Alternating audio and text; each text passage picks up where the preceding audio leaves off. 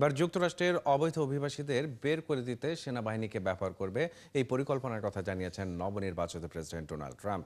যুক্তরাষ্ট্রের মসনদে বসার পর দেশটি থেকে অবৈধ অভিবাসীদের বিতাড়িত করার পরিকল্পনা আগেই জানিয়েছিলেন তিনি।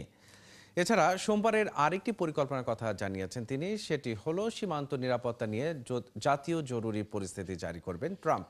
যুক্তরাষ্ট্রের বর্তমান প্রেসিডেন্ট জো বাইডেনের আমলে মেক্সিকোর সীমান্ত পেরিয়ে রেকর্ড সংখ্যক অভিবাসী যুক্তরাষ্ট্রে প্রবেশ করে।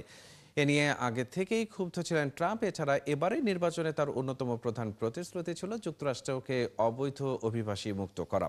যুক্তরাষ্ট্র সরকারের তথ্য অনুযায়ী যুক্তরাষ্ট্রে বর্তমানে 1,10,00,000 মানুষ অবৈধভাবে বসবাস করছেন।